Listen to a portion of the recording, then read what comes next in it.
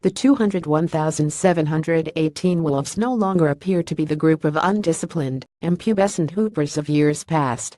Saturday evening's win over the Los Angeles Lakers suggested this Wolves squad might actually be quite the opposite. Maybe it was the juxtaposition of Butler, Gibson, Teague, Towns, and Wiggins up against a Lakers starting lineup of players who are 24 years old or younger, but the Wolves played with an air of maturity that said, "We've been here before." Unsurprisingly, Jimmy Butler led the way. Despite only playing in the first quarter, due to rest, not injury, it was clear this is Jimmy's team. Wolves fans remember the days of leadership duties handed to Tayshaun Prince, Corey Brewer, or Dante Cunningham, but tonight it was simply refreshing to see the team's veteran leader be someone who is actually good at basketball. In addition to Butler, the first quarter also featured the other new additions to the starting lineup. Not only did Taj Gibson get the start after ambiguity, whether he or Gorgui Dieng would start alongside Towns, but Gibson scored the first point of the season. Jeff Teague was maybe the most impressive of the three new Wolves starters. From the start, Teague was there to assure that, without Ricky Rubio, everything will be okay in the backcourt. Simply put, Teague is a very different point guard than Rubio. The first actual bucket of the game came on a play that illustrated the difference in the two guards. While Gibson probed in the post, Teague lined himself up above the break for the kick-out. Teague was given space, and upon the catch, he pulled with confidence. It is fair to say that is a shot Rubio would have been unlikely to take, let alone convert. Last season, of the 63 pointers Rubio made, 57 were without a defender within 4 feet of him, per NBA.com stats. While the notion that Rubio unilaterally could not shoot threes was wrong, the type of threes he shot did have almost always the commonality of being open. This will not be the case with Teague. Give him any space while he is in rhythm and the shot is going up.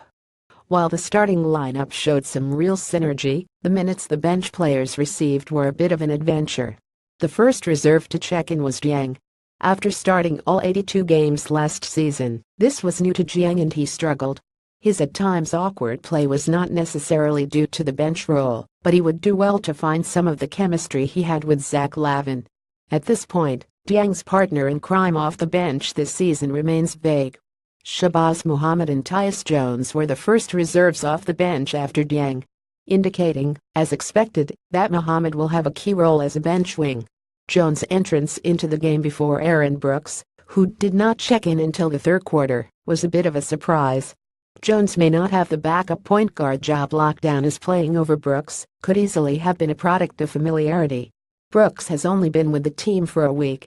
Overall, the defense of the bench, much like last season, was bad. Too many times the Lakers set a screen, and a wide-open look immediately presented itself. Muhammad continues to live in his habit of being hyper-focused on his man and his man alone. Muhammad needs to not only see the floor better than he did, but also communicate with his teammates. After the Wolves pumped their lead up to nearly 20 points in the third quarter, they let Lonzo Ball and crew back into the game.